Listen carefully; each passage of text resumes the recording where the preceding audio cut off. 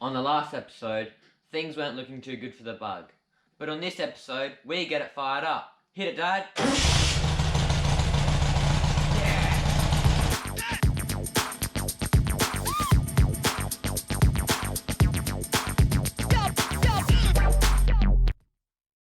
I'm an idiot.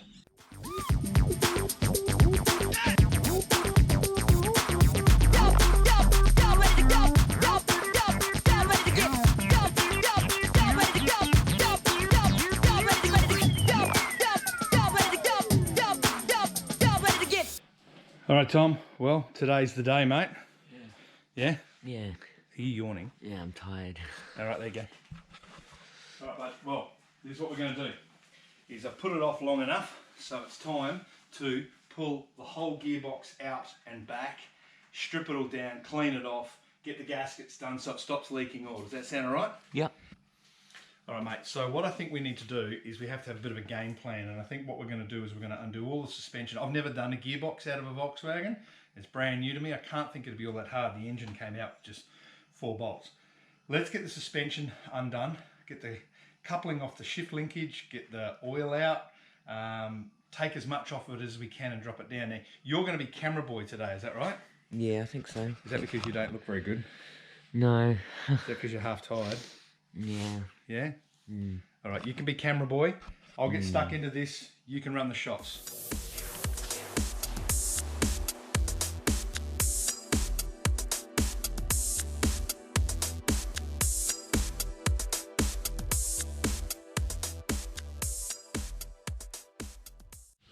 Oh, okay, Tom. While we're waiting for the oil to drain out, I reckon what we do is we might get these shocks and get them painted up. They still look okay, they're still serviceable, so let's scrub them up, let's get them done.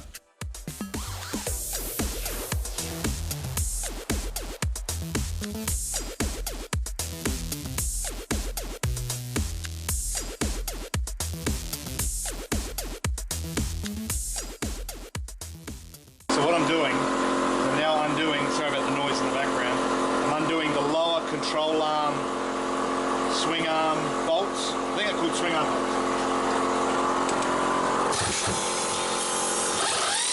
Yep. What you doing, Dad? Mate, I've just found out that the connector for the shifter is underneath the back seat, so here's one I prepared earlier.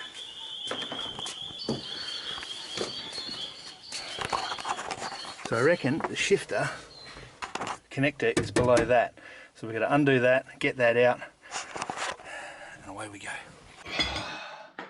It's been a bit of a struggle, but I've got a feeling, Tom, we're ready to undo the front bolts and pull the whole thing back out. Look, I don't know if it's going to work or not, but the only way to find out is just to do it.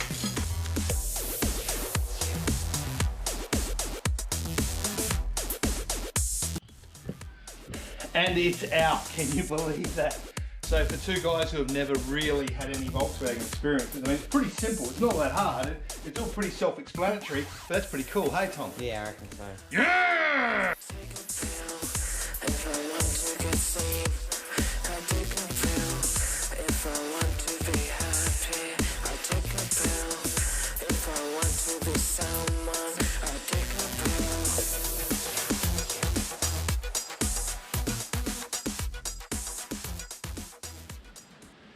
Well, while this is all cleared out, I'm going to grab a bit of black paint and just tidy this area up so when we put it all back together, it's going to look Mickey Mouse. Alright, now the gearbox has been completely cleaned down as best we can. We're not going to go too crazy with the detailing on it. We just want it a little bit oil and grease free. Now it's time to start pulling off the tubes and replacing the seals so we can get it back in the bug.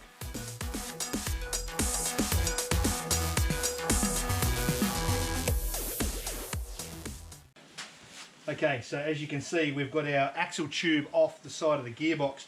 We've got a seal inside. We've also got these paper seals that we've got to replace.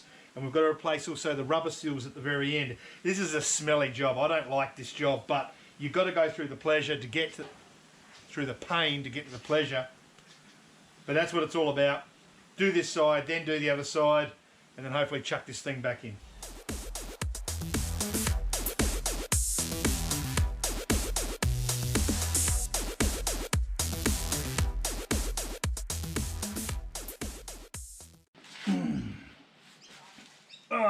my weary bones. It's late in the day. We look like we're in the home stretch, and before I go inside, I want to chuck this back in and at least get it into position. So.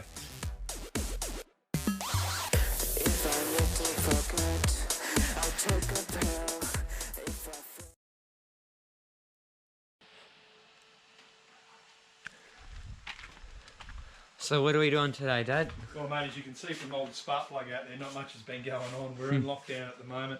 I've got the old Father Christmas beard going on. Have a look at that. Feel that. Feel that, Tom. No. Go on, feel it. Oh, soft. All right, so what we're going to do is we're going to chuck the motor in the back of the bug. It's time to do it, so let's just hit the time lapse.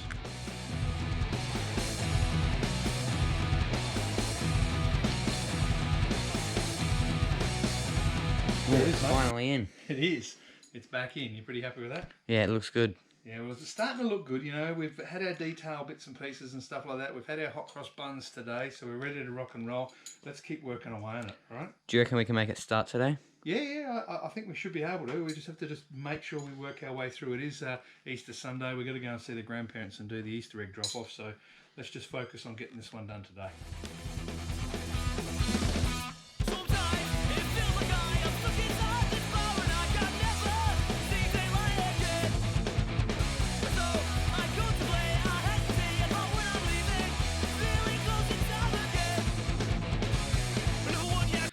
Now, a little bit earlier on, I told you about wanting to use this Ford carburetor on the Volkswagen motor. But the problem is the bottom of these have got a very similar look to the Volkswagens, but you can sort of see one, which is the Ford one, is a lot bigger than this Volkswagen one. I'm not really happy with that Volkswagen one, so I'm going to use the Ford one. Before we get started though, I'm going to pull this apart, give it a good clean out, make sure it's 100%, and then work out a way of fabricating a manifold extension converter to chuck onto the Volksy manifold. Does that make sense? I think that makes sense.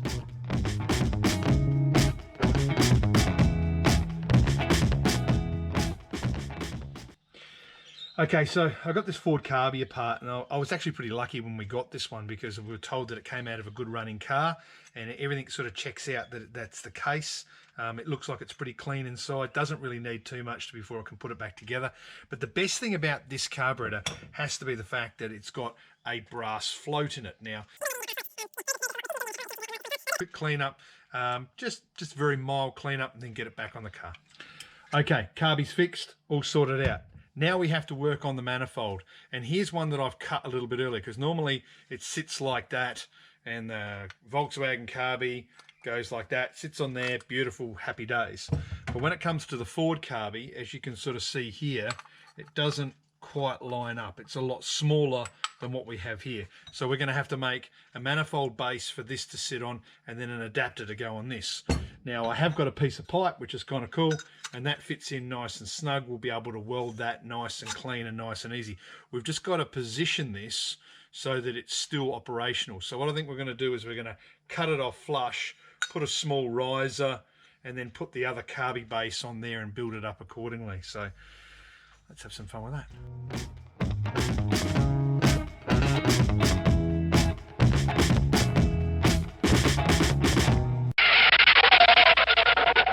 Okay, so I never said I was a fabricator, I never said I was a welder, and that was pretty crap to say the least. That was also with an arc welder, a little hobby arc welder, and all I wanted to do was just put some tacks on this just to see if it was going to work. Looks like it is. Now I've got a MIG over there, so I'm going to break the MIG out on the very rare occasion I do some welding. Embarrass myself in front of you guys, but just remember, when you build cars, it's all about the journey and having fun and putting yourself out of your comfort zone. Otherwise, why the hell do you want to do it? So forgive me for my sins, for I know not what I weld. All right, back in the garage with the main man, Tom. How are you, Tom? Good, how are you? Mate, and we've got that right there, which is the intake manifold for the Volkswagen. And yesterday I was having a crack at doing that with the old arc welder, and it looks a bit like spoggy poo, doesn't it? Does a little bit, yeah. Yeah? Good, bad or ugly? What are your thoughts on that welding? Bit ugly. Bit ugly? Yeah. It certainly is, mate. And it wasn't heaps good, but today we have got the MIG welder from old Unky Mark, or Unky Mong as we like to call him now. And so we're going to use that to weld that to put onto that. What do you reckon? Sounds good. So TJ, I'm going to teach you a little bit about PPE while you're watching me do some welding and stuff. We're going to have a welding mask, which is this little bad boy right here to protect us from obviously the sparks and stuff like that and the glare. These are your hard impact glasses, and these are our gloves that we're going to use, so because this is going to get a bit hot. What does PPE stand for, mate, do you know? Personal protection equipment. Where did you learn that? School. Okay, well, I don't need to teach you anything then.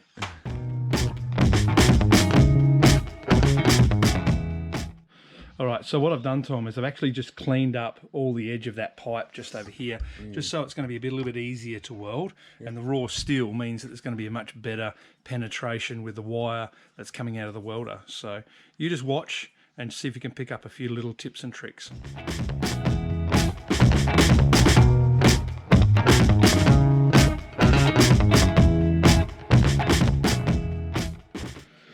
So what are you doing now, Dad? Well, mate, unfortunately we ran out of gas in the old Migaroony, so we've had to go back to the old stick welder, the arc welder. We're going to give this one a bit of a crack, and with any luck we should be able to get the job done.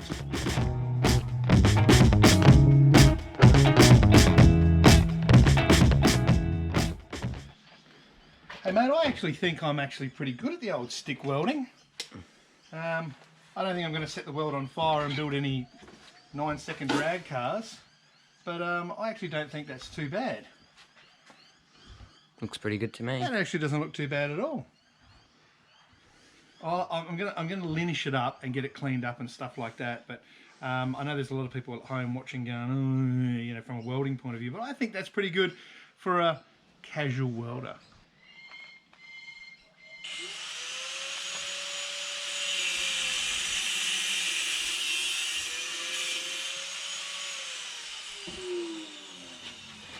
All right, Tom, so what we're going to end up doing is we've got this piece of metal plate, and the carbie's going to sit obviously on the metal plate, which will cut out a piece of that plate in a minute.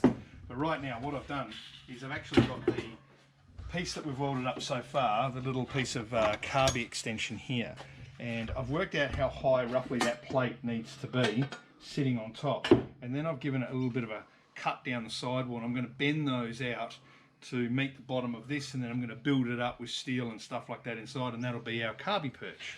Okay, we have the carbie extension, we have the carbie plate. We've got to now mount the two together and bridge that gap by flaring this one out. Perfect, flared those out. That sits on top of that, no problems at all. We can now get this cleared up, get some tack welds onto it and start to build it up.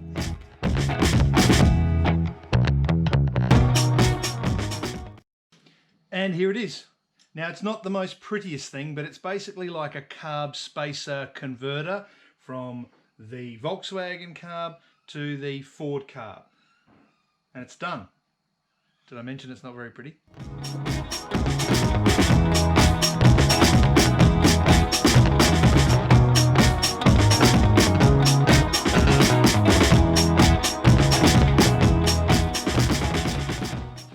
Okay, carb is now on its pedestal.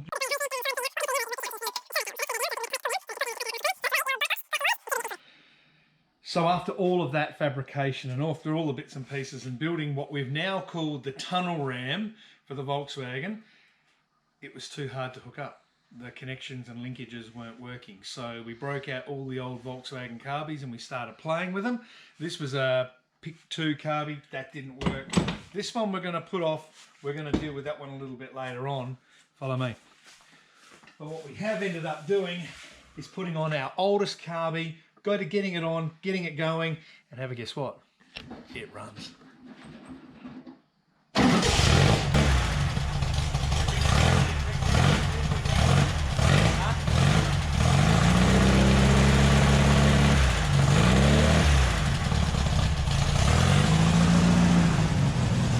So it's going to need a bit of a tune, but I tell you what, it's running again. That's all that matters.